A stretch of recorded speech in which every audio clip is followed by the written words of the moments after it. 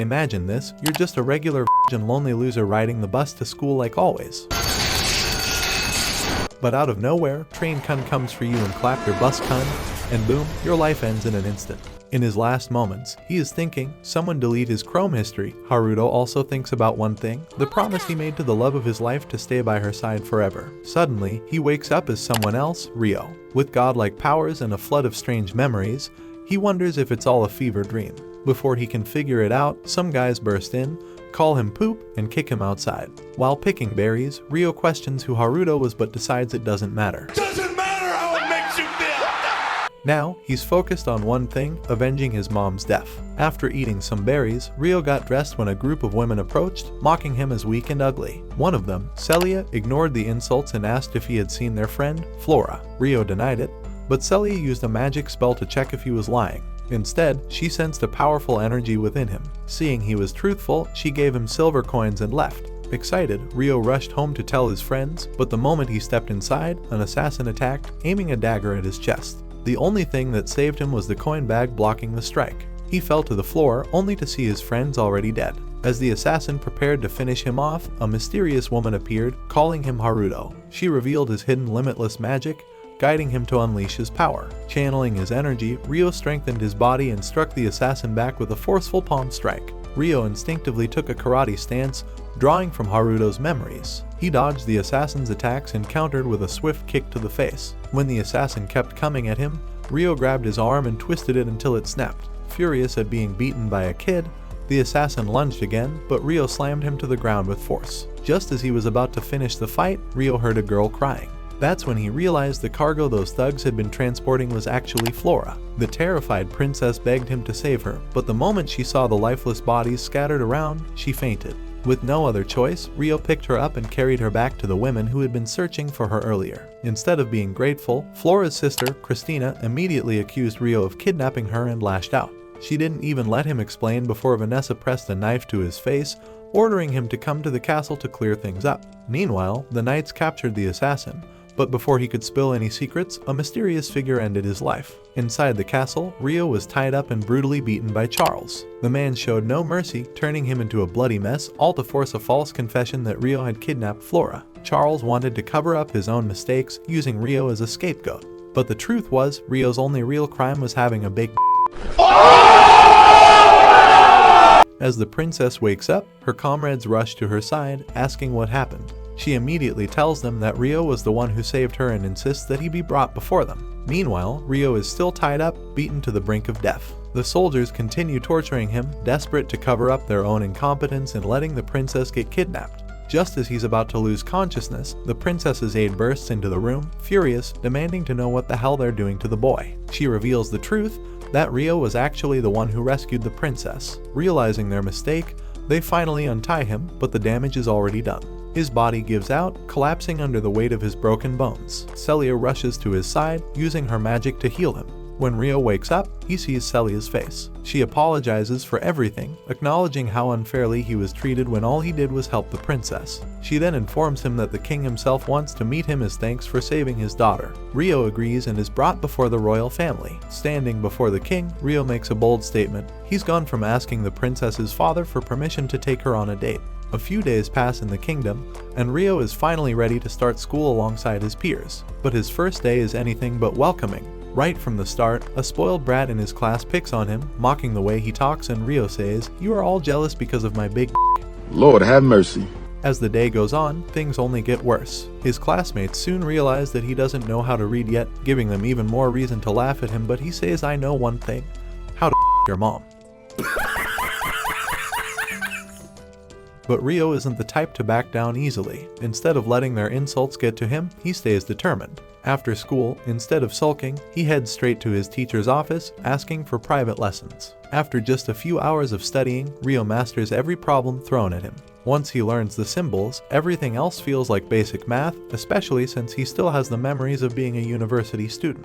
Later, over a cup of tea, Celia asks if anything has been bothering him at school. Though he feels a little down about being picked on, he brushes it off, acting like it's no big deal. Weeks pass, and during sword practice, the instructor takes notice of Ryo's unusual stance and calls him up for a sparring match. Without hesitation, Ryo charges in, showcasing his unorthodox fighting style. Thanks to the dojo lessons he remembers from his grandfather, he manages to attack while keeping his defense solid. Despite his skill, a certain brat continues mocking the way he fights, but Ryo doesn't let it distract him. The instructor, on the other hand, is genuinely impressed. After the match, he asks Ryo if he's ever considered becoming a knight for the kingdom, but unlike the rest of the class, Ryo has no interest in that path. Months pass, and Ryo works hard to master the language, determined to catch up with his classmates. Before long, not only does he catch up, his intelligence surpasses everyone else in the class. But as he excels academically, his old memories keep flooding back, leaving him feeling empty. He misses Mei-chan, the one person who ever truly mattered to him.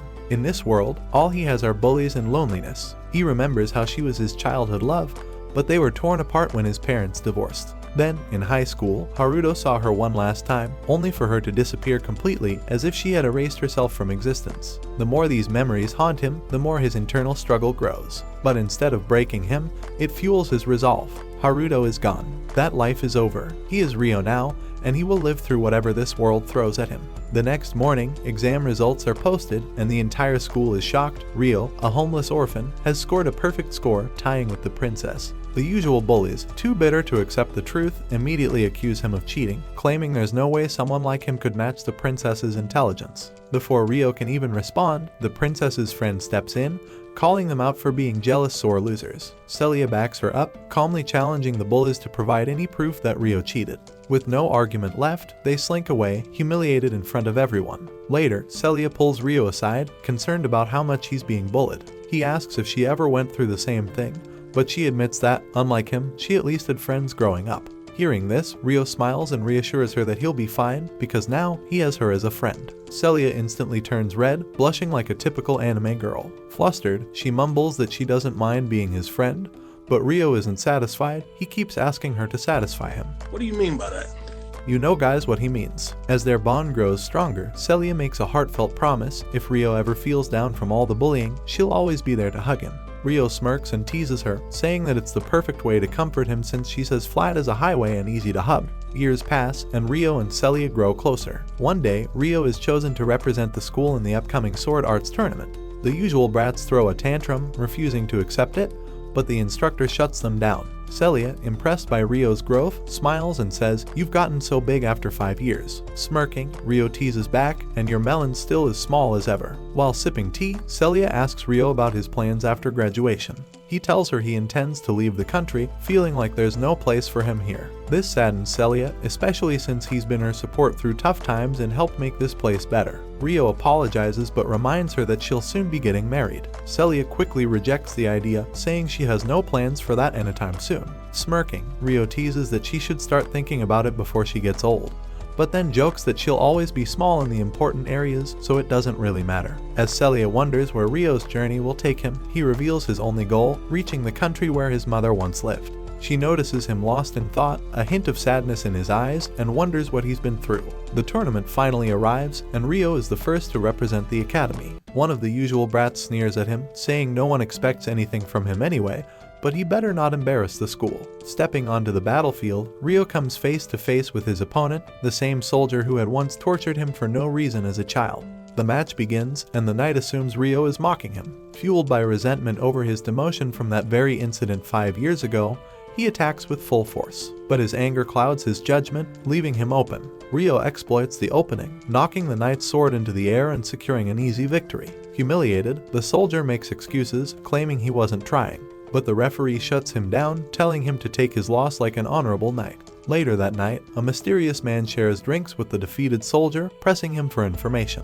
Curious about the only student who won while everyone else was crushed, he asks who Ryo is. The soldier, still bitter, reveals that Ryo was the one who saved the princess 5 years ago. That single piece of information immediately captures the stranger's interest. The next day, Celia is eager to congratulate Ryo on his impressive battle, but before she can, she spots him talking to a woman who suddenly confesses her love to him. Watching from a distance, Celia finds herself unsure of her own feelings. During class, Celia teaches the students about using lightning to enhance magical control. The usual brat takes the opportunity to mock Ryo, saying they're only learning this because he's the only one who can't properly control magic. For all his supposed strength, can only summon a tiny orb of light. Celia demonstrates the proper technique, controlling multiple orbs at once, showing what true mastery looks like. Rio watches in awe, wondering why he can only copy magic after witnessing it firsthand.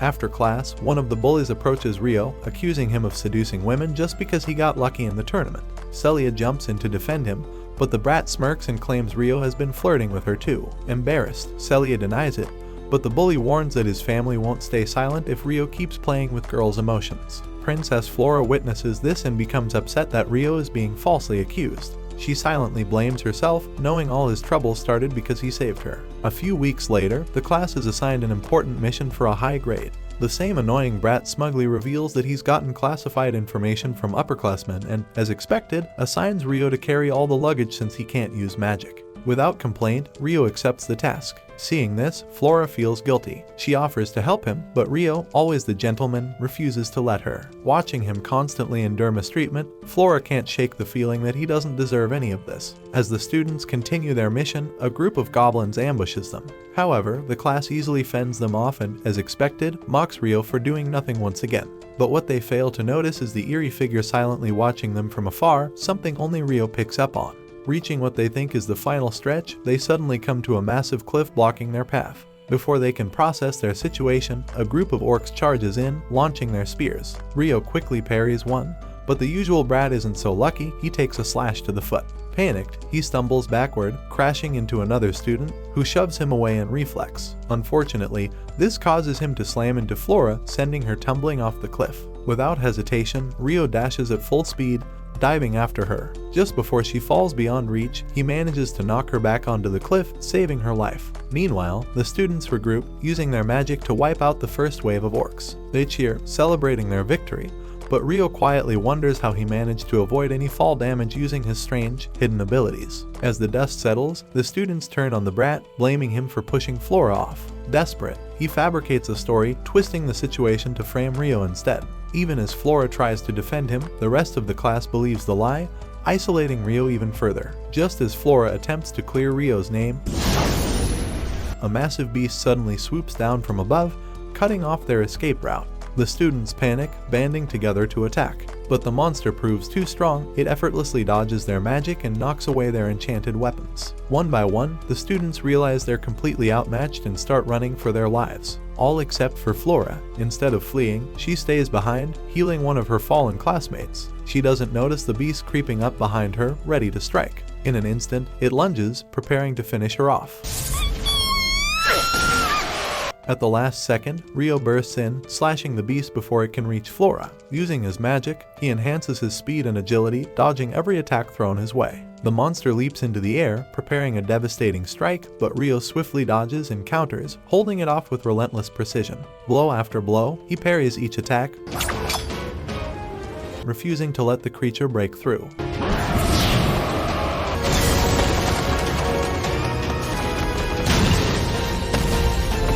Meanwhile, the other students rush to check on Flora, completely unaware that Rio is still standing. Rather than sticking around, he silently slips away, avoiding their eyes. High above, the mysterious man watches, intrigued. He's never seen a child use the elusive spirit arts before. This is getting interesting. Later that night, Celia visits the headmaster's office but overhears a troubling conversation.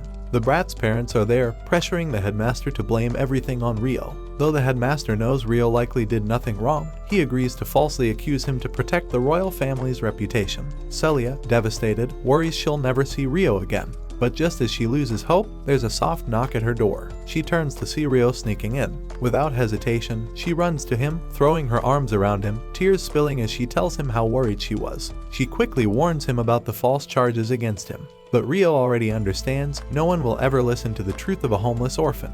He thanks her, the only person who ever truly stood by his side. Before leaving for his parents' homeland, Rio tells Celia she was the one person he couldn't leave without saying goodbye to. Even if they're apart, he promises to send letters under the name Harad. As he gets up to leave, Celia, holding back tears, asks if they'll ever meet again. Rio smiles. "I'll definitely come back for you." She bids him farewell, tears falling as she waits for the letters he promised. Meanwhile, in the dead of night, the brat's father issues a chilling order. A girl named Latifa is given one mission: track Rio down and kill him no matter how far he runs. Rio sprints across the country at unbelievable speed, jumping over any monsters in his way. After 3 long days of traveling, he finally reaches Beltrum Kingdom, where no one has heard about his so-called crime yet. As he walks through the town, something feels off. He senses someone watching him. A chef calls out to him, offering a bowl of pasta invented by Lila. Hearing the familiar name surprises Rio. How does pasta exist in this world with the exact same name? Curious, he orders a bowl and wonders if Lilot might be from the same world as Haruto. While eating, he asks where he can buy more noodles for his journey. The chef points him toward the guild headquarters, where a kind maid named Lot helps him with anything he needs. Before leaving, Rio sends Celia a letter, letting her know he won't be able to contact her for a while since he'll be traveling through the woods. As he leaves the city, a blonde girl quietly calls Lot Lyslot. Lot quickly tells her to keep that a secret. While running through the forest, Rio spots a young girl lying on the ground. Worried, he bends down to check if she's okay, but she suddenly throws a poison fang at him. The venom almost knocks him out, but he quickly neutralizes it using his spirit arts. Before he can react, the girl, a beastskin with cat ears, rushes at him with insane speed. Rio barely dodges, enhancing his body to keep up. Then, she powers up her speed even more and lunges at him with a dagger. Rio knocks her back every time she attacks, refusing to let her land a hit. Realizing he needs to end this, he puts his sword away and fights her using martial arts. With quick and precise movements, he overpowers her and pins her down, holding a dagger to her neck. But then, she starts crying. Tears roll down her face as she begs him not to f*** her. "Sorry guys, I didn't know where it came from, she mean not kill her," calling for her mother. Seeing her so scared, Rio sighs and gently knocks her unconscious using his spirit arts. After tying the girl up, Rio notices a collar of submission locked around her neck. Curious if he can remove it with the magic he's learned, he places his hand over it and activates the spell magic. The collar shatters instantly. Inside Latifa's memories, she recalls the tragic moment she died in the bus crash. When she woke up in this world, the brat Stuart was standing over her, cruelly forcing her to call him esteemed brother. When she refused, he shocked her mind, forcing her into submission through the collar's magic. Suddenly, Latifa snaps back to reality. She looks down, realizing that the collar is gone. Tears stream down her face as she finally understands she's free. Rio gently asks who placed the collar on her, and through her sobs, she admits that she never knew her master's name. But she does know the name of the one who controlled her, Stuart. Instantly, Rio pieces it together. The brat who framed him was the same one who enslaved Latifa and sent her to kill him. Rio asks if she still intends to follow through with her mission. Shaking her head, Latifa tells him she has no reason to harm him anymore. After untying her, Rio tells her she's free to go wherever she wants and advises her to find safety in a nearby kingdom. But as he starts walking away, Latifa follows him. She hesitates before asking, "Can I go with you?" Rio stops and warns her that she should be careful around someone she just tried to kill. He makes it clear that he doesn't trust her, but Latifa, desperate, insists that he can put the collar back on her if it makes him feel safer. She's more terrified of being alone than anything else. After a moment of silence, Rio sighs and reluctantly agrees to let her tag along. It's only then that she finally introduces herself properly. Her name is Latifa. As they travel together, Rio cooks a meal for her, preparing the noodles he bought from Galler. Latifa takes a bite and immediately recognizes it. "This is spaghetti," she says. Rio, startled, asks how she knows that word. Latifa pauses, confused herself. "I think I used to eat it," she says softly. Hearing this, Rio starts to wonder, could she be from the same world as Haruto? That night, as they camp, Latifa cries in her sleep, begging to go home. Rio listens carefully, and then he hears it. She's crying about wanting to go back to Tokyo. His eyes widen. There's no doubt. Latifa is from Haruto's world. As she sleeps, Rio stays close, comforting her. The next morning, Latifa wakes up and stares at him. Her eyes widen with recognition. "You look like the guy from the bus," she whispers. Rio, confused, sits up. "What?" Blushing, Latifa hesitates before asking, "Can I call you Oni-chan?" Rio is completely thrown off, but seeing how much it comforts her, he decides to allow it. After weeks of traveling, Rio and Latifa finally reach the giant tree Rio was looking for, but Latifa can't see it.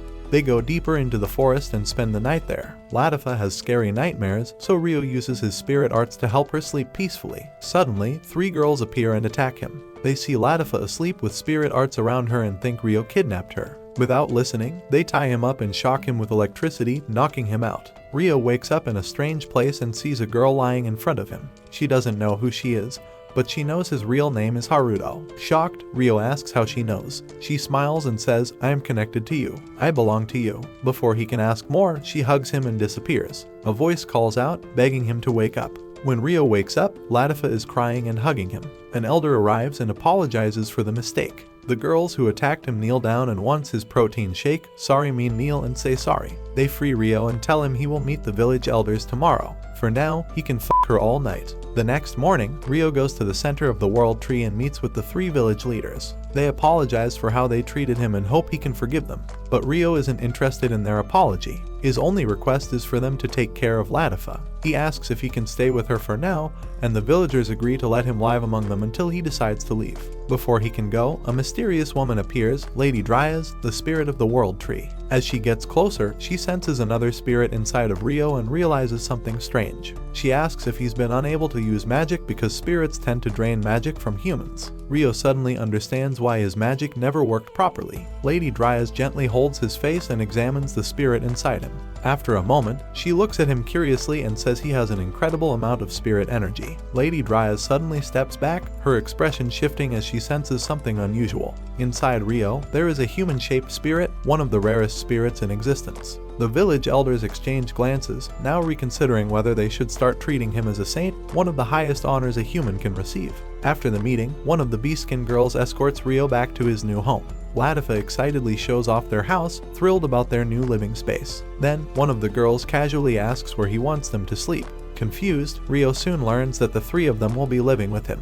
Ursula arrives and admits that this was her plan all along. She explains that living together will help Rio learn the village traditions and, more importantly, allow Latifa to make close friends who can watch over her. Seeing her point, Rio agrees to the arrangement and hopes they can live happily together. As months go by, Rio immerses himself in the village lifestyle. He learns spirit magic, helps with farming, blacksmithing, and even sparring. The seasons pass quickly, and before he knows it, a whole year has gone by. With time, the Grand Spirit Festival approaches, a major celebration in the village. Lady Dryas arrives to officiate the ceremony, but elsewhere, far from the village, a griffin soars through the sky, carrying two men deep into a dragon's cave. One of them, Ruse, retrieves a dragon egg and hands it to a new soldier, telling him to carry it while he pilots the griffin. As they take off, Ruse glances back, his eyes widen as he spots a massive swarm of wyverns chasing them. Meanwhile, back in the village, Lady Dryas completes the ritual by kissing Rio and Latifa on the forehead. This act officially makes them citizens of the village, and with that, the festivities begin. As everyone eats and celebrates, Rio finally understands why this world has a harem element attached to it. The girls, now completely comfortable around him, beg him to push their beds together. After drinking some apple cider, one girl insists that this isn't how they should strengthen their bond with Rio. But the others smirk and say, "We were thinking of deepening something else. You know guys what they want." When they leave to grab more food, Ursula approaches him, and Rio wonders if it's time to break the news to Latifa. Meanwhile, on the other side of the village, Ruse and his subordinate prepare to rest for the night. Before leaving to scout the area, Ruse hands the soldier a strange artifact, saying it will help locate him if anything goes wrong. The soldier eats the artifact, unaware of what it truly does. As Ruse leaves, he sees wyverns heading toward his subordinate's location. Back in the village, Rio takes Latifa for a walk to a quiet area. She cheerfully begs him to hurry back so they can continue playing with everyone. Instead, Rio asks her if she's happy living here. Latifa smiles brightly, saying she loves it. She's grateful for all the friends she's made, which makes Rio happy. But then, he finally tells her the truth. He will be leaving the village soon. He explains that his journey has always been heading east, and now he can't take her with him anymore. Tears well up in Latifa's eyes. Without saying another word, she runs away, crying. At the same time, Lady Dryas senses danger and warns the villagers about the gathering wyverns. She sends a group of beast warriors to investigate. Far from the village, Ruse infiltrates the heart of the wyvern's cave, discovering a hidden stash of dragon eggs. He starts sealing them into his void box. Meanwhile, the beast warriors locate a griffin flying through the forest. When they confront the rider, he pulls out a knife and takes off, escaping into the sky. Their leader fires a lightning attack, but before they can stop him, a giant wyvern ambushes him from behind. As the other wyverns catch up, Ruse finishes collecting all the eggs. Without hesitation, he crushes the artifact he gave his subordinate, instantly stopping the man's heart. The soldier collapses, lifeless, and falls off the griffin. Back at the village, Latifa walks back sadly, only for something to fall from the sky right in front of her. A dragon egg crashes to the ground and shatters. Inside, a baby dragon lays weak and injured.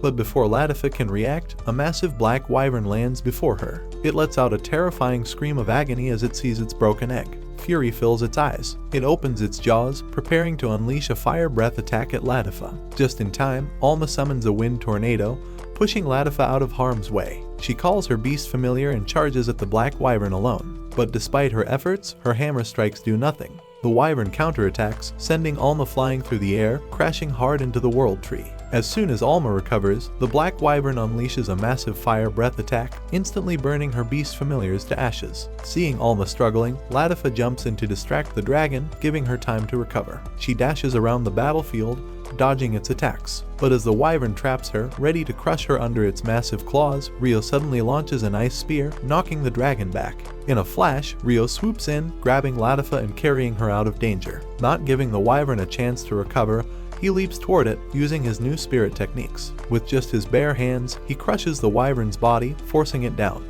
Desperate, the wyvern charges up its ultimate inferno breath, preparing to incinerate everything. Thinking fast, Rio gathers all his strength and casts Giga Inferno. In an instant, a massive wave of flames erupts from his hands, surging straight into the dragon's open mouth. Before it can react, Rio launches forward and kicks its jaw shut, trapping the flames inside. The wyvern's own firepower backfires, frying its brain from within. With their leader defeated, the remaining wyverns panic and flee. Silence fills the battlefield. All the girls stare in shock. Rio just took down the Black Wyvern alone. Without hesitation, Latifa runs into his arms, hugging him tightly for saving her. The next morning, Latifa finally apologizes for how she reacted. She admits that she knew this day would come but was afraid Rio wanted to abandon her. Rio gently comforts her. "I would never want to get rid of my little sister," he reassures her. Then, for the first time, he tells her the truth about why he's traveling east. Far beyond the Yo region, there is a land where his parents once lived. That's where he's headed. Hearing this, Latifa realizes she knows so little about him. Wanting to open up, she shares something about herself. Before she was born into this world, she died and was reincarnated from a place called Japan. Rio doesn't hesitate, he believes her, because he's the same. For the first time, he wishes he had told her sooner, but he held back, afraid he was still clinging to regrets from his past life. Latifa asks if those regrets have come back. Rio nods. "I'd be lying if I said they didn't. But that's why I'm going to become strong, to move forward." She smiles and makes a promise. "Then I'll become stronger too, and I'll wait for you until the day you return." A week later, Rio prepares to leave the village. Before he departs, the dwarf leader gifts him a sword and a special cloak crafted from the Black Wyvern's hide. It allows him to conceal his powers, and despite looking thin, it has the highest defense of any armor in the world. The villagers shower him with farewell gifts, and Rio wonders how he'll carry all of them. Then, the final village elder hands him a space-time cache, a national treasure that lets him store unlimited items. Grateful, Rio stores everything inside and promises that if the village ever needs him, he'll come running. As he prepares to take off, all the girls wish him safe travels. Latifa runs up and hugs him tightly, tears in her eyes. Taking one last look at everyone, Rio flies away. Behind him, Latifa breaks down crying, watching as he disappears into the sky. For the next 2 weeks, Rio lurks around the Yo region, searching for any clues about his parents. But he finds nothing. Deciding to meet the villagers, he comes across 2 girls watering plants. They greet him kindly, but when Seo sees him, she suddenly reacts strangely. Embarrassed, she quickly rushes off. Rio is taken to her grandmother's home, where an elderly woman named Yuba examines him. She notices his strange outfit and wonders if he's from another country. As they prepare dinner, Rio finally reveals the truth. His parents once lived here. Their names were Zen and Ayam. Hearing those names, Yuba is visibly shaken. She quickly sends Ruri and Seo away, then asks Rio for more details. The only things Rio knows are that his father died before he was born, and his mother was murdered when he was 5. It has been his life's goal to come here, to fulfill his mother's promise and create a proper grave for them in their homeland. Yuba studies his face carefully, and as she sees his resemblance to Zen, she finally understands. She is his grandmother. Tears well up in her eyes as she thanks him for coming. But then, she tells him something unexpected. The village had already made graves for his parents. Taking his hand, she leads him to their burial site. As Rio kneels before the graves, he speaks to his parents for the first time, letting them know he finally made it home. While he pays his respects, Yuba explains that Zen and Ayam had to escape the country in secret. But there's one thing she cannot tell him. She cannot expose the truth about them. However, if Rio chooses to stay in the village, Yuba tells him he might be able to learn more about his parents over time. She reveals that her only living relative now is Ruri, who happens to be Rio's cousin. After sharing this, she walks away, telling him to enjoy the peace of the village for as long as he wants. The next morning, Rio wakes up early, ready to help around the village. But things take a strange turn faster than expected. While cooking, Rio unknowingly does something that makes Ruri completely flustered. Just as things get awkward, Seo walks in, along with her brother, Shin. Shin immediately sees Rio as a rival, realizing he now has competition for his sister's attention. He simply sits down and eats his food. After Shin finishes eating Ryo's sour cream, Grandma Yuba steps in. She asks Shin to take Ryo out hunting, giving him a chance to test his skills. Shin, still sizing Ryo up, challenges him to a race to the field. As soon as they take off running, Ruri watches them go and realizes what's about to happen. This isn't just a hunting trip. It's a Wild West showdown for her cousin. Inside the forest, Ryo took down a rare bird with his first arrow, landing a perfect shot. Shin, watching in disbelief, realized he had serious competition. But as the local tradition of inbreeding had slowly dulled their skills, the other hunters began shooting their bows backward, missing every single target. Frustrated, Shin walked away in anger, unable to land a single shot. After the hunt, Ryo, covered in dirt, decided to build a bathhouse near their home using his spirit arts. But as soon as he started bathing, the village girls couldn't resist sneaking a peek. Over time, Ryo became a normal part of village life. When the day of harvest arrived, everything seemed peaceful, until suddenly, a group of men started screaming for help on the other side of the village. 3 rough-looking men had shown up, eyeing Ruri and Seo, commenting on how they had grown into beautiful women. Shin prepared to punch them, but Ruri stopped him. She reminded him that starting a fight could lead to war, since Gon, the leader of the group, was the son of their neighboring village's president. Trying to stay calm, Ruri asked Gon why he was here. Grinning, he arrogantly said he wanted to stay at her place for the night. After all, he might become her husband someday. Shin lost it. Yelling at him to get lost, he lunged forward to punch Gon. But before his fist could land, Gon effortlessly caught his arm and choked him with one hand. Just as things escalated, Grandma Yuba arrived. She calmly ordered Gon to release Shin and apologized for the trouble. To keep the peace, she allowed Gon to stay in a guest hut under the condition that he doesn't leave it. As Gon walked away, he spotted Ryo. With a smug look, he decided Ryo was ugly and tried to trip him. That night, Yuba warned everyone to stay alert. Since Shin lived alone with Seo, he begged Yuba to let her stay somewhere else. She agreed, and Seo stayed with Ruri. Before bed, Ryo gave them a protective amulet and asked them to place it in their room. Meanwhile, in Gon's hut, his lackeys praised him for destroying his own cart. Gon smirked, saying, "Tomorrow will be fun." By sunset, Ryo trained his body non-stop. They wondered why he was so determined, but Ryo avoided answering. The truth, he wanted to be strong enough to protect someone important to him. But now, he worried. What if she had already moved on? Hearing his words, Seo felt a deep sadness in her heart. Later that night, while Seo and Ruri slept, a man sneaked into their room. The protective amulet activated, but before they could react, the intruder covered Ruri's mouth, silencing her. Seo was about to scream, but Gon stepped forward and smirked. "Make a sound, and I'll hurt your friend." Before he could go any further, his lackeys were suddenly knocked out. Ryo stormed into the room and saw Gon on top of Ruri. A memory of his mother's murder flashed in his mind. His rage exploded. Gon tried to run, but Ryo grabbed him, flipped him over with one strike, and launched him outside. As Gon hit the ground, Ryo stepped on his neck and punched him over and over. The girls begged him to stop.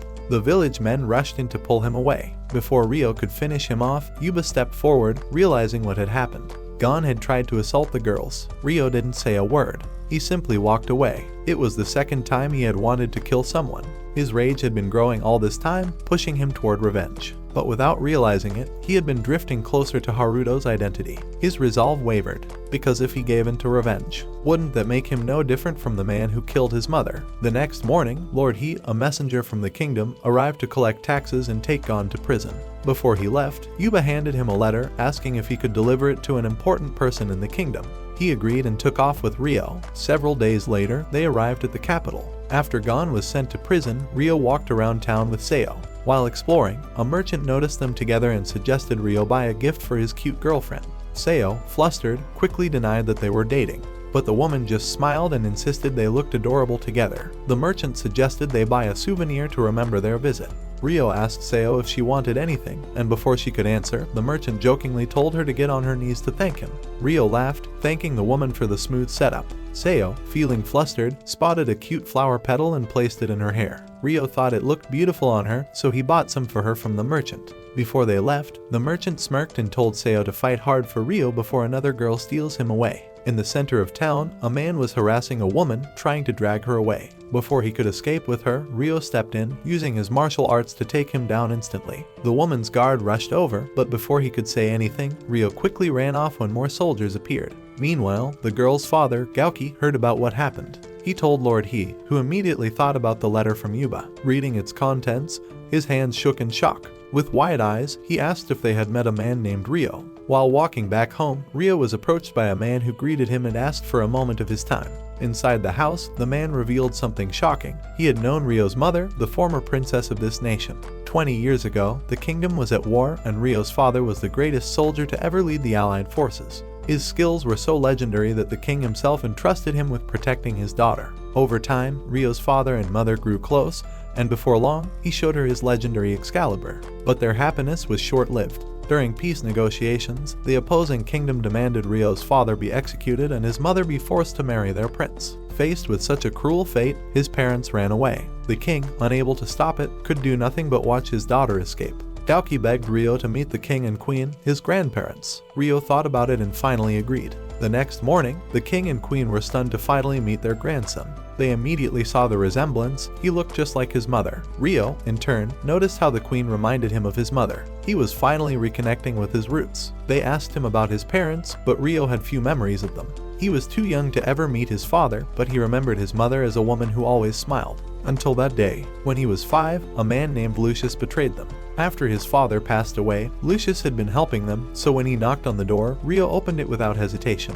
But something was different that day. Lucius smiled slightly, then kicked Rio onto a chair. "There are snakes masquerading as humans in this world," Lucius said coldly. Then Rio's mother arrived, horrified to see him hurt. Lucius grabbed her and stabbed her. That was Rio's last memory of her. After that, he survived in the slums until he was 7. No matter how much time has passed, he will never forgive Lucius. Even if revenge won't bring his mother back, he vowed with his own hands to end the man. His grandfather understood his resolve but urged him to train first. Under Gauki, the strongest warrior in the nation, he would prepare for his fight with Lucius. Inside the manor, Rio and Gauki prepared to spar. The moment the match began, Rio lunged forward, striking fast. But Gauki dodged at the last second, countering with a swift attack. Yet, none of his strikes could break through Rio's defense. Realizing this, Gauki unleashed his secret technique, First Blade, Air Slash. Rio quickly defended with water magic, blinding his opponent. With a sudden burst of speed, he rushed forward, ending the match in an instant. The king was impressed by Rio's skills and decided that training wouldn't be necessary after all. However, Rio still thanked them for the opportunity and expressed his wish to one day introduce them to his cousin. After their visit, everyone returned to the village. When Ruri wondered where Rio had gone, Seo pointed toward his family's grave. Standing before it, Rio made a promise. To keep moving forward, he couldn't run away anymore. He vowed to accept the darkness within him to protect those he cared about. As the seasons changed, Rio realized he needed to leave the village soon. But he didn't know how to tell Seo. When spring arrived, he approached her while she was planting rice. Gently, he corrected her technique and said, "I want you to supervise everyone while I'm gone." Seo froze in shock. Confused, she asked what he meant, and Rio told her he'd be leaving in the fall. He wasn't sure if he'd be back regularly. Seo tried to hold it in, but tears silently fell from her eyes. That evening, after finishing her work, she collapsed at home, crying. Shin sought his sister and immediately asked if Rio had done something to upset her. Through her tears, Seo assured him that Rio hadn't done anything wrong. She was just heartbroken that he was leaving. After that, Shin did his best to cheer her up, bringing her small gifts. But no matter what he did, Seo couldn't stop thinking about Rio. Determined to be by his side, she trained every night. She wanted to become strong enough to follow him on his journey. Before long, the annual festival arrived. While the village celebrated, Seo asked Rio if she could talk to him alone.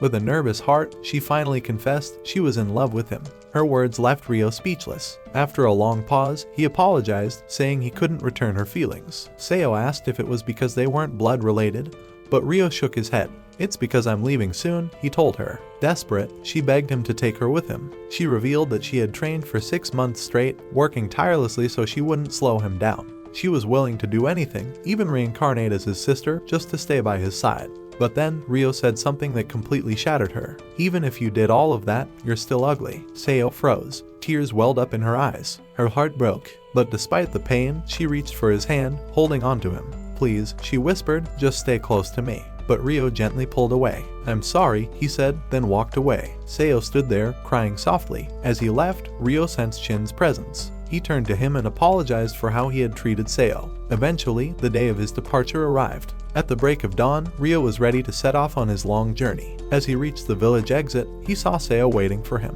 Gauki had approached her earlier, asking, "Do you love Rio enough to leave this village behind?" Seo hesitated, but then she answered firmly, "I'd do anything to stay with him." Now, standing before him, she gave him a bittersweet smile. "Take care of yourself," she said. She promised to work hard to become stronger by the time he returned. As she waved him off, Shin stood beside her, silent.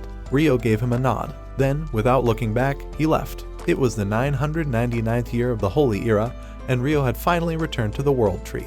The moment she saw him, Latifa ran straight into his arms, hugging him tightly. That night, during dinner with the villagers, Rio shared everything about the family he met and the truth he learned about his background. The next morning, the village girls stared in confusion. "Why is this girl lying on top of him?" one of them muttered. Latifa, rubbing her eyes, looked at the scene and thought, "How the hell did I end up in this anime?" Even Rio was clueless. Still half asleep, he gently shook the girl awake and asked how she got there. Slowly, she opened her eyes and looked straight at him. "I am a spirit," she said softly. Then, she added something that caught him completely off guard. "I am the one who formed a covenant with Haruto." She sat up on his bed, but something was clearly wrong. Her memories were gone. She didn't remember their time together. She didn't even know her own name. But despite that, she knew one thing for certain. "I exist for you, Haruto." The girls blinked in confusion. Wait, why does she keep calling him Haruto? Rio froze. He needed to come up with an excuse, fast. "Ew, you must be mistaken. My name is Rio." But before he could say anything else, she suddenly spoke to him, telepathically. "Don't lie to me. I know everything about you, Haruto." Then, with a playful tone, she added something that made him nearly choke on air.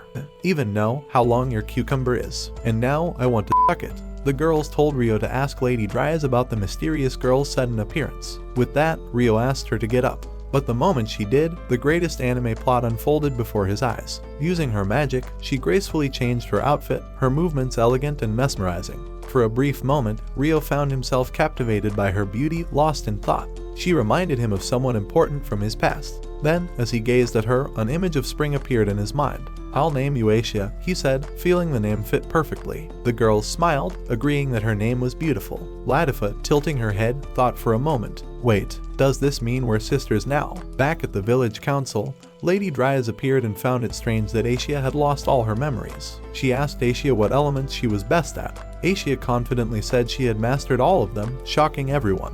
To test her powers, they moved outside for a match. Rio threw a rock to start the battle. In an instant, Aishia vanished and reappeared right in front of him.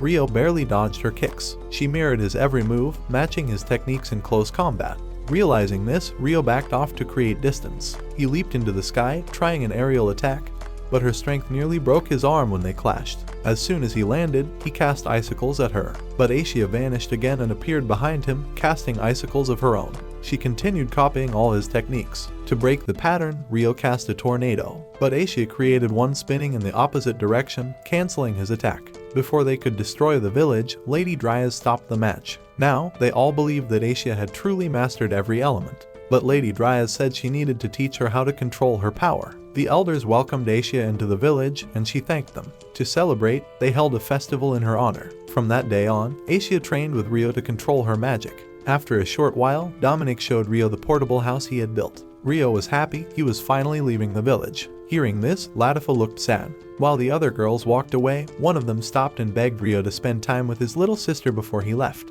So, they decided to spend time together the same way all anime siblings do. Latifa asked why Aishia kept calling Rio Haruto. Rio explained that Haruto was his name before he reincarnated. Latifa got excited and told him that she used to ride the school bus every day and had always wished he could be her brother. Rio then realized something. "Were you in the bus crash with me?" he asked. Latifa went quiet, which confirmed the truth. Even though it was sad, she smiled and said she was happy her wish came true. Rio promised that once his journey was over, he would come back to her. Latifa offered to help wash him and asked if there was anywhere else he needed cleaning.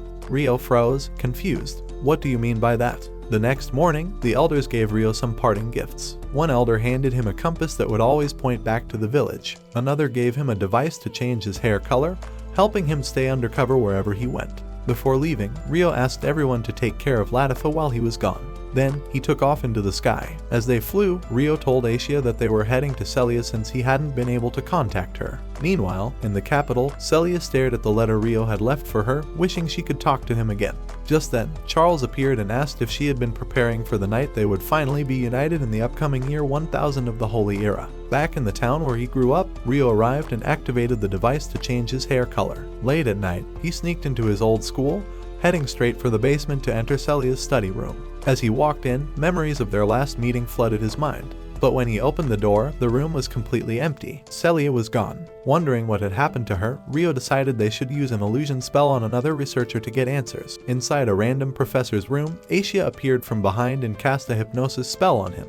With the man under her control, Rio walked in and asked where Celia was. The professor revealed the truth. Celia was inside the royal palace. Tomorrow was her wedding ceremony, and the man she was marrying, Lord Charles, the same man who tormented Rio throughout his childhood. The professor continued explaining. After their kingdom suffered a crushing defeat to the Empire's proxy, Duke Arbor barely managed to negotiate peace. The old royal family was forced to flee the capital, and Charles took the chance to align himself with the House of Cal. But to seal that alliance, Celia had to be married off to him. After extracting all the information he needed, Rio left, deep in thought. There was only one option. He had to infiltrate the castle and meet Celia one last time.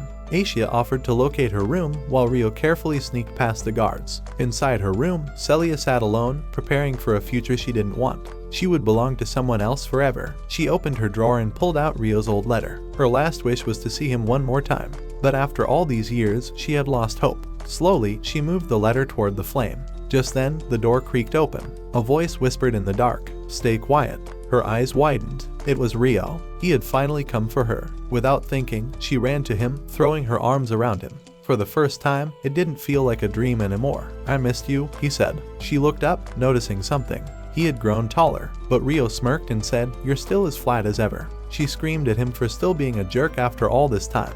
But even so, she was glad to see how strong and confident he had become. Smiling, she began preparing tea, just like old times. But Rio had something more important to ask. Do you really want this marriage? Especially since her future husband was Charles, the man who tortured him. Celia forced a smile. She lied, saying this was what she wanted. She even called Charles chivalrous and kind. But Rio knew the truth, so Celia yelled at him instead. "Then why don't you marry me if you think I'm lying? Take me somewhere far away and spend the rest of your life with me." Her words shocked Rio, but then she quickly took it back. She laughed nervously, saying, "I was just joking. Forget I said anything." She begged him not to come to the ceremony. It would only embarrass her. And before the guards could arrive, she told him to leave. Celia dragged Rio out of her room, and as soon as she closed the door behind him, she collapsed to the floor. As Rio left the castle, Celia thought to herself she was glad he had kept his promise. But she knew she couldn't let him get caught up in this. High above the castle, Rio wondered about the true reason behind this marriage. Aishia promised to help him.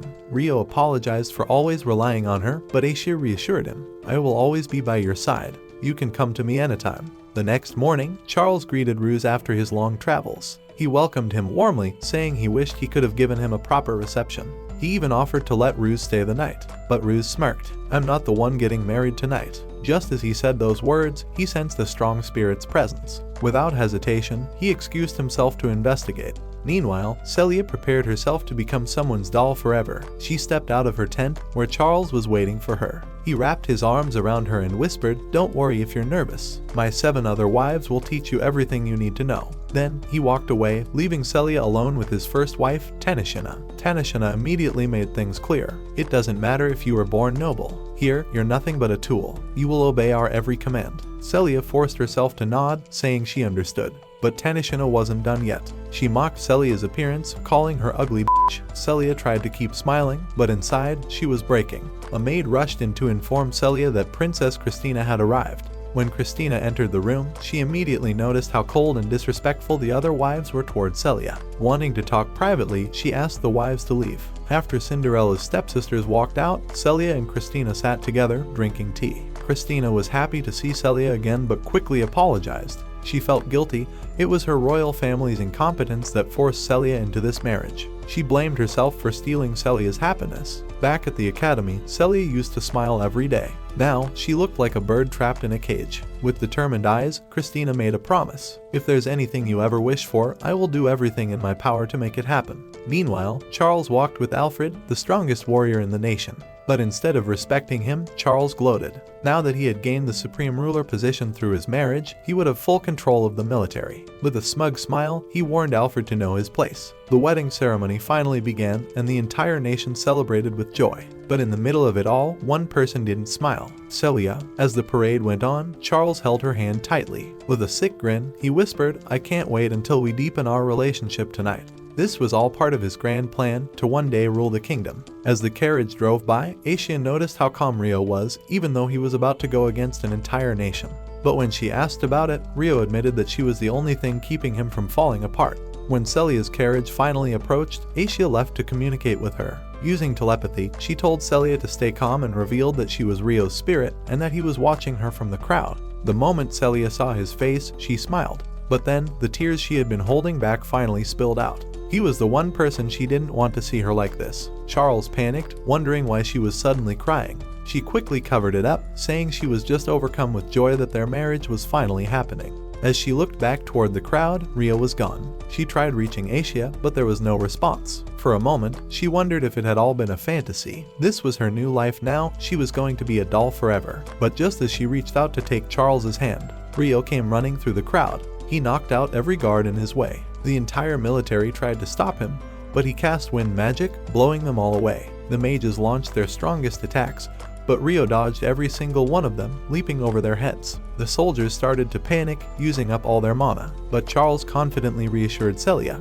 "Don't worry, they're the strongest officers in the entire nation." Meanwhile, Rio clapped every single one of them. Without stopping, he charged straight at Charles, delivering a devastating punch to his gut. Finally, he stood before Celia, and the first thing he did, he held a knife to her neck. The entire crowd froze in shock, but through telepathy, Rio quickly explained to Celia that this was part of his plan. Charles struggled to move, but Rio tightened his grip and warned him to stay quiet unless he wanted his spine broken in front of everyone. Then he looked at Celia. "The only reason I'm fighting this entire kingdom is to ask you one last time, is this marriage truly your will?" Celia hesitated. She had already agreed to this marriage, but Rio asked her again. He knew she had been forced into it, and he promised that if she truly didn't want this, he would end the wedding right now. Celia called him a control freak, but Rio just smirked. Then, his expression turned serious. "You mean the world to me, and I can't stand losing something important again. Because if I do, I'll regret it for the rest of my life." He had already experienced that pain once before, and he would never let it happen again. There was still time for her to change her future, because if this marriage continued, her life would be nothing but misery under a selfish, power-hungry fool. One last time, he asked her, "Does this marriage make you happy?" Celia lowered her head. Her feelings might cause trouble for everyone else, so she didn't know if it was right for her to say no. Rio admitted he didn't know the right answer either, but if this was truly the right path, then she wouldn't have such a sad look on her face. He promised her again, as long as she didn't give up, he would make her wish come true. Celia looked into his eyes and asked, "And if I say I don't want to get married?" Rio didn't hesitate. "Then I'll take you and run away from this kingdom. To the world, it would seem like a kidnapping. Her family wouldn't be blamed. And for the first time in a long while, Celia would finally be free." Celia worried that they would catch Rio, but he promised to make her wish come true. Smirking, he whispered that "I'll be the one teaching you anatomy tonight." Hearing those words, Celia finally made her decision. "Take me away," she confessed. That was all Rio needed to hear. He shouted to the entire nation, declaring, "I will abduct Charles's bride." He grabbed Celia tightly and leaped into the sky. Her father looked worried, but Celia tried to smile, letting him know she would be okay. Charles screamed for the army to chase after them, but Alfred stepped in, warning them not to break formation.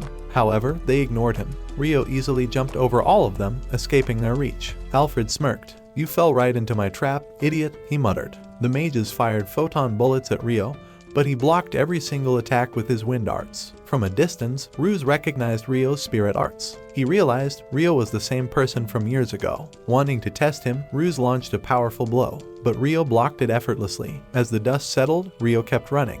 Griffins chased after him from above, and Charles screamed at the army. Alfred took command, saying he would personally handle the situation. Charles, still furious, blamed Alfred for letting the kidnapper escape.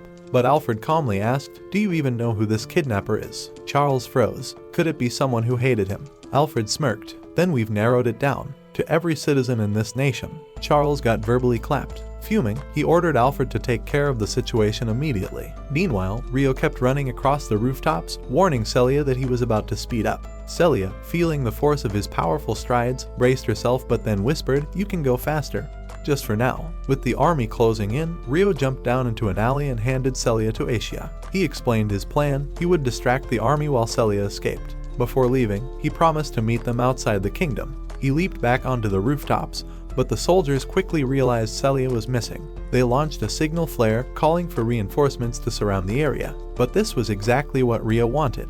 He He had successfully drawn the entire army to one spot. The mages bombarded him with attacks, but he dodged every single one, leaping from building to building. On the ground, soldiers blocked Celia's escape, but Rio jumped down, taking them out one by one with powerful kicks. The rest of the army arrived, and griffins rained magical attacks from above. 2 soldiers tried to fight Rio, but he defeated them instantly, continuing to hold off the entire army. After taking down everyone in his way, Alfred appeared. Rio immediately recognized him. Alfred ordered all troops to clear the area, warning them they would only get in the way. Now, it was just Rio and Alfred, face to face. Alfred rushed forward, attacking with full force, but even with his speed, he could barely keep up with Rio. No matter how hard he tried, he couldn't land a hit. But then, Rio noticed something. Alfred's sword was enchanted with a powerful spell, strong enough to shake the ground beneath him. Using his superior martial arts, Rio gained the upper hand in their fight, but Alfred kept surviving, barely. Then, Alfred stepped back and suddenly lunged forward. His attack was so fast that he nearly pierced Rio's eyes, but Rio spun around, using Alfred's own momentum against him, and landed a powerful punch. Alfred was shocked. Why wasn't Rio using his knives? Frustrated, he promised to end this fight. His next strike obliterated the ground where Rio had been standing. To everyone watching, it looked like Rio had been burned to ash. But Alfred felt something was off.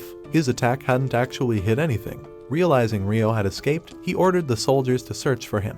Meanwhile, Celia anxiously waited for Rio. Even Aishia hesitated, sensing something strange in the air. Then, suddenly, Rio appeared. Celia ran straight toward him, only to trip and fall on top of him. Rio smirked. That fall wouldn't have hurt if you had more cushion in the important areas. Celia pouted at his roast, but deep inside, she was just happy. For the first time, she was free to live her life by her own will. But just as she said those words, magical beams of light shot up into the sky from all over the world. Aishia felt something stir inside her. A piece of her was returning. She begged Rio to go help the people at the source of the light. Somewhere far away, 3 people arrived in this world. Checking their phones, they realized they had no service. Before they could react, a massive thug appeared from behind them. They were captured and thrown into a carriage to be sold as slaves. Rio arrived at the scene and asked a merchant if he had seen a strange device like theirs before. The merchant lied, saying he hadn't. But then Rio heard something. Girls screaming in Japanese from inside the carriage. They were begging for help. Without hesitation, Rio took down every single one of the men standing in his way. He opened the carriage doors, freeing the girls. But there was one more girl trapped inside another carriage. Rio broke the lock and turned toward her, and the moment their eyes met, his heart stopped. It was Miharu, the girl he had devoted his entire life to meeting again. In their previous world, Haruto and Miharu had been childhood neighbors. Before Haruto moved away, they had made a promise. One day, when they were older, they would get married. But by the time they got to high school, Miharu had dumped him. And worse, one day, a loser named Takahisa tried to walk her home, but Satsuki appeared and ruined his hopes. She reminded Takahisa that Miharu was betrothed to her already. They left school together, ignoring Haruto's broken expression. Later, they met Haki and Masato. As Satsuki suggested they celebrate their first day of high school, a magic circle suddenly formed beneath them. In an instant, Takahisa and Satsuki were teleported away. Haki, Masato, and Miharu were taken together. At the same time, those strange magical beams of light shot toward the sky from all over the world. The moment Aishia sensed Miharu's presence, she immediately asked Rio to save them. At the same time, Masato and the girls were confused about where they had ended up. Miharu tried using Google Maps, but her phone had no signal. Just then, a giant, ugly thug appeared behind them. Meanwhile, Rio followed Aishia's directions and arrived at a place filled with spatial magic. There, he spotted a cell phone on the ground and wondered what was going on. Meanwhile, Haki and Masato were thrown into a cage along with other captured slaves. When Miharu tried asking the leader to release them, the thug didn't understand her words and instead dragged her away, planning to make her his new wife. Luckily, Rio had noticed smoke coming from their camp and decided to investigate. When the bandits pulled a mat over the cage, Rio approached them. He asked if they had seen the person who dropped the phone. The ugly leader claimed he had seen no one, but Rio immediately knew he was lying. Even though the thug was an ugly piece of trash, Rio decided it wasn't smart to start a fight right away. However, when he suddenly heard someone screaming, one of the bandits tried to shut her up. Rio froze. The voice was speaking Japanese. Instantly, he realized these were the people he had been looking for. The leader, confused by Rio's reaction, ordered his men to kill him. As they surrounded him, Rio activated his magic and blasted the ground. The commander fired photon bullets at him, but Rio dodged effortlessly. Another bandit swung at him, but Rio kicked him away. Then, he knocked another bandit to the ground. Originally, Rio planned to take the leader hostage and negotiate, but with the weird-eyed loser already surrounded, he decided there was no need for negotiations. He drew his blades. As soon as an enemy attacked, he parried the strike and slashed across his shoulder. At that moment, the weird-eyed loser wet his pants in fear. Ryo activated fire magic, burning off his own glove, and commanded the bandits to release the kidnapped children. After Haki and Masato were freed, they were shocked to learn that Ryo spoke Japanese. Masato quickly told him the last person is still inside a wagon. Using his magical senses, Ryo easily located and dismantled the lock. But when he opened the door and saw Miharu's face for the first time, he froze in shock. His heart pounded. Miharu, how did she get here? As they traveled away from the camp, Ryo told Aishia to meet up with them before sunset. Meanwhile, Haki, Miharu, and Masato were mesmerized by the beautiful sight of the setting sun. As Miharu thanked Ryo for saving them, Ryo said that he actually had a question for them. Miharu introduced herself and asked for his name. Ryo told them he was currently going by the name Haruto. Miharu recognized the name, but before she could say anything, Haki started getting angry. Miharu calmed her down, and Ryo quickly remembered Haki as Haruto's sister. They looked very similar. Ryo wondered if his name sounded strange to them, but Masato asked why he didn't have a last name. At the same time, Masato revealed that he was Haki's younger brother. But since Haruto only had one sibling, Ryo wondered if Haki's mother had remarried. Shaking off the thought, he reminded them that the sun was setting and suggested they find a place to rest. He offered to create a safe spot for them. When they arrived at an open field, Ryo used magic to summon a stone house from the ground. He told them there was space inside, just as Aishia descended from the sky. Celia rushed over, worried, and asked if Ryo was hurt. Ryo decided to introduce them all to each other. However, the girls soon realized that they couldn't understand each other's languages. Wanting to bridge the gap, Aishia created a temporary connection between Celia and Miharu so she could act as their interpreter. She explained that she could only do this because Ryo understood both languages. When she mentioned she was hungry, Ryo invited everyone inside. A few minutes later, Ryo and Masato set up the dinner table. As they worked, Ryo revealed the truth. This was another world. Masato realized they were incredibly lucky to have been saved, but Ryo told him bluntly that they would have been sold as slaves if he hadn't arrived in time. When the girls arrived for dinner, Ryo noticed Celia wearing sportswear. She explained that Haki had lent it to her because she felt ugly in her wedding dress. After dinner, Ryo pieced together everything they had told him. From their accounts, it seemed that they were caught in a phenomenon caused by summoning magic, which had teleported them to this world. Miharu wondered if they could ever return to Earth. Ryo admitted that he had no idea. Unlike them, he wasn't teleported, he was reborn. Celia thought back to the 6 pillars of light from the year 1000 of the Holy Era and linked them to the legend of the 6 wise gods. According to ancient prophecy, 1000 years after the divine demon war, 6 sacred stones would glow in different colors and rise into the sky, summoning mighty heroes from another world. But after looking at Masato and the girls, Ryo was sure they weren't the legendary heroes. Celia agreed. Then, Miharu revealed something shocking. Takahisa and Satsuki were teleported before them, which meant they might also be in this world. Ryo agreed that it was possible Takahisa and Satsuki were in this world. Miharu worried they could be in danger and explained that their normal way of thinking wouldn't help them here. However, everything she said went completely over Aishia's head. Meanwhile, Celia suddenly sensed something off. Feeling uneasy, she asked what was going on. Aishia, completely unfazed, casually replied, "I'm replenishing my magic." Her words only made Celia feel worse. But what truly broke her? Aishia calmly revealed that she always clapped by Ryo. Miharu felt uncomfortable with all the talk about plot development, so she offered to clear the table. With his plans ruined, Ryo showed everyone to their rooms and told Celia goodnight. Alone, he wondered how Miharu would react if he told her about his past. But he knew he wasn't Haruto anymore. His focus was revenge for his mother. Just then, Celia knocked on his door. She asked about Aishia and his past life. Ryo revealed everything.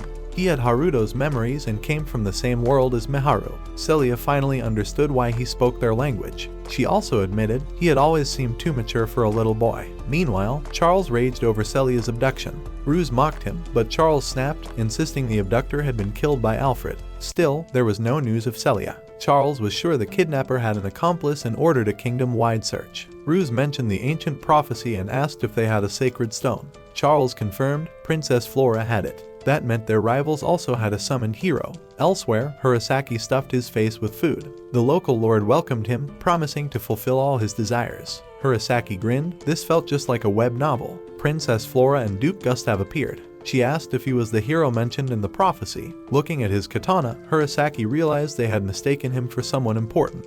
Wanting to play along, he accused them of abducting him and demanded to know if he could return home. Gustav dismissed it as a misunderstanding. Meanwhile, Rio and his group prepared to move. To blend in, he suggested they change their hair colors. As they entered town, Celia and Miharu admired the lively atmosphere. At the Adventurers Guild, a girl named Keiichiro welcomed them. While the girls shopped for clothes, Rio searched for information but found no leads. That evening, he revealed that he heard nothing about Satsuki or Takahisa but confirmed that the heroes had arrived as foretold in the legend of the 6 wise gods. Haki, desperate to find them, insisted that they search immediately, but Rio stopped her. They first needed to learn the language and customs of this world. Knowing the perfect people to help, Rio decided they should go to the spirit village. Meanwhile, Aishia was already hungry for some of Rio's meat. The next morning, as Rio prepared to leave, Miharu told him to be careful. Rio asked Aishia to watch over them, then used his discharge magic to summon an ancient stone. Activating teleportation, he vanished before their eyes. He arrived at the spirit village,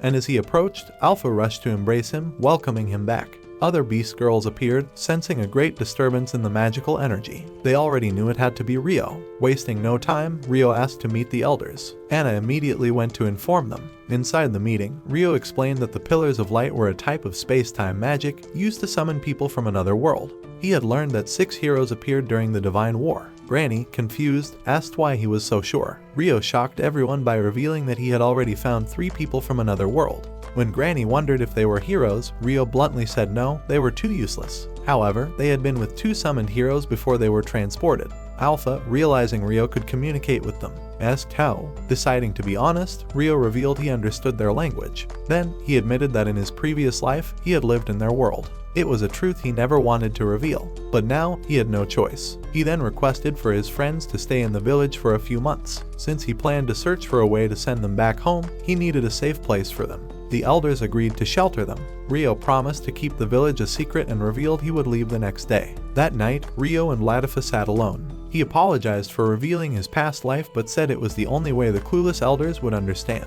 Latifa wondered if she should tell her own secret, but Rio dismissed it, saying her story was boring. Noticing her sadness, he quickly reassured her, "You'll always be special to me." Then, he revealed something big. The person he loved most as Haruto was in this world. Even his little sister had been summoned, but he chose not to tell them about his memories. After all, he was no longer Haruto. He asked Latifa to keep his past a secret and promised to return in 2 weeks. The next morning, as he prepared to leave, Latifa was already missing him. The girls waved him goodbye, and Rio was glad to finally leave. Meanwhile, in the Beltrum Kingdom, King Francis spoke to Lyslot.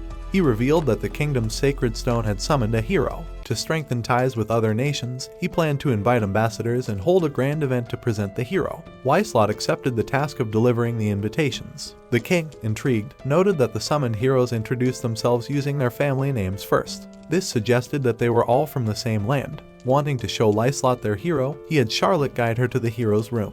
When they arrived and entered, Lyslot was shocked. The hero was Satsuki. Meanwhile, in the forest, Ruse created a group of revenants. He commanded them to search for anyone with a large quantity of magic. Meanwhile, inside the stone house, Celia was teaching Masato the local language, but his useless brain couldn't understand a thing. At the same time, Miharu and Haki were preparing lunch. Miharu wondered when Rio would return. Annoyed, Haki asked why she couldn't stop talking about him. Miharu tried to explain that she simply had faith in him. She believed Rio would do everything he could to send them back home. But Haki wasn't buying it. "Why the hell are you so comfortable around him?" Realizing this girl had issues, Miharu calmly explained, "Rio is a kind person." Then, she revealed something else. She liked him because he had the same name as Haruto. Haki snapped, saying Haruto was a complete loser and couldn't be compared to Rio. Realizing she was getting too heated, she stepped outside to cool off. But as she wondered if Miharu still loved Haruto, a revenant appeared. Just then, Miharu joined her outside. Seeing the monsters, Miharu suggested they head back inside immediately. But the lead revenant broke through the barrier and charged at them. Before it could reach them, Aishia blasted it away. Inside, Celia and Masato felt the rumbling. Masato asked what was happening, but Celia told him to stay inside. Outside, Aishia noticed the revenant was still alive. She explained that it was drawn by the barrier's magical energy. Determined to follow Rio's orders, she blasted another monster while Celia repelled the last one. But the monsters kept regenerating. Just as the leader attacked again, Rio landed in front of it, knocking it down with his sword. Sorry for taking so long. He quickly realized the monster was tougher than expected. When he asked Aishia if she knew how they were created, she said she didn't. Wanting to end things quickly, Rio took on the leader alone. As the creature tried to escape, Rio landed in front of it, dodged its attacks, and kneed it in the gut. He wondered if it understood him, but just as he prepared to finish it, the revenant mumbled something, then dispersed, leaving behind a rare stone. At the same time, Aishia reported that she had eliminated the rest. Rio, still thinking about the creature's final words, realized it had begged to be killed. Meanwhile, deep in the forest, a revenant had wiped out a group of adventurers. Ruse noticed that one of his scouting teams hadn't returned. He assumed they must have been killed. He knew his plans would be delayed, so he decided to build an even larger army. Meanwhile, in the spirit village, Latifa debated whether to reveal her secret to Miharu and the others. She thought it might help her feel closer to them. Just then, Rio returned with the group. While the others were still amazed by teleportation, Alpha rushed over to greet Rio. Sarah and the other beast girls arrived, bowing in respect to Aishia. Masato, confused, asked if she was a goddess. Rio explained that the beast people worshipped high-level spirits. At the same time, Celia finally met her supposed rival. Latifa smiled, saying she was happy to meet Celia, too. Haki, Miharu, and Masato were shocked Latifa could speak Japanese. Excited, Latifa confirmed it, revealing she had memories from her past life. She then volunteered to be their language teacher. Rio, watching her act so confident, wondered what she was doing. Latifa explained that she had already revealed her secret to the elders and the beast girls. She wanted to help Rio. Seeing no other option, he accepted her offer. After entering the village, the elders had prepared a welcome party for them. Liam happily greeted them, saying they looked just like humans. But Granny shut him down, telling him to get lost. That night, they drank PG-rated grape juice and enjoyed the feast. Masato noticed Inashi was one of the dishes, and Latifa proudly revealed she made them. The next morning, Celia found Rio training. When he noticed her, she joked about whether he could handle her hole harder than his sword. "What do you mean by that?" Rio asked, confused. They sat under a tree, and Rio mentioned that they could finally deliver her letter to her parents. Celia, worried he was overworking himself, reminded him that he was already working hard to return Miharu and the others home. She wanted to support him but felt like she was just a burden. Rio reassured her, "You're only a half burden." He then promised that after delivering her letter, he would gather more information on the summoned heroes. Later that day, as they prepared to leave, Latifa and the others bid them farewell. Miharu gave Rio a special meal she had prepared for him, saying it would feel like eating her meat. As they took off into the sky, Miharu hoped for their safe return. Meanwhile, in the Beltrum capital, Lyslot invited Hirosaki to the king's party. She explained that she was sent as the king's envoy. Hirosaki, enchanted by her beauty, thought he had a chance with her and agreed to attend. He even said he wanted to see her again at night. Meanwhile, Rio and the girls arrived at Celia's home. Celia revealed a secret passage in the garden that only her family knew about. As they hid behind a bush, she pointed to the entrance at the fountain. However, Rio worried about the guards spotting them and suggested they use spirit arts. Just as a guard approached the bushes, Rio and the girls turned invisible. Once the coast was clear, Celia led them inside. She lit a lamp, but as soon as her father's magical lamp glowed, Rio realized their presence had been detected. At the same time, Roland opened a secret door. Celia hurriedly placed the letter on a table before they escaped outside. By the time Roland entered the room, they were already gone. He discovered Celia's letter and, realizing she had apologized for running away, rushed to the garden, calling for her. But Celia was nowhere to be found. He hoped to see her again. Meanwhile, Rio asked Celia if she wanted to see her father. She shook her head, saying she would rather stay away. Grateful to Rio for bringing her home, she thanked him, and he promised to reunite her with her family one day. The next morning, they arrived at the market. Rio noticed the city was lively, but soon realized Aishia had disappeared. They found her eating at a food stall. When Rio tried to pay for her meal, the stall owner revealed the truth: she had stolen it from someone's plate. The unconscious victim had been paid a huge sum of money for preparing a ship for the hero's presentation party. The hero had already set out. Meanwhile, in Duke Crush's territory, the hero Hirosaki sat in a meeting with the lords and Princess Lyslot. She revealed that a dangerous dragon had been spotted and that they would have to evacuate the town.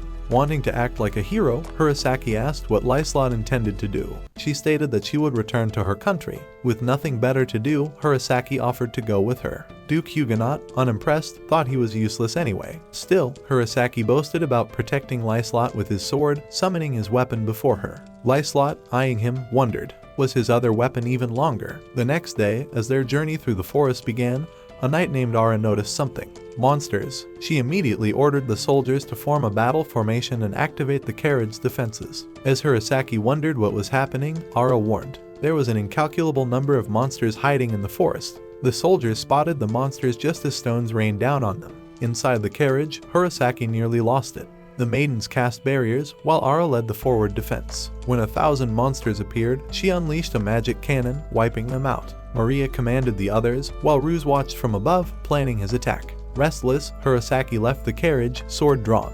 Lyslot followed, activating a barrier. As they reached the battle, Hirosaki doubted their chances. Lyslot assured him, "We'll make it through." She rushed to heal the wounded, while Ruse's trap unfolded. Suddenly, two massive minotaurs appeared. Hirosaki collapsed in fear. Aura barely dodged their attacks as one toppled the carriage. A minotaur lunged for Flora, but Lyslot saved her. Just as the beast raised its sword, Rio appeared. With one slash, he severed its arm.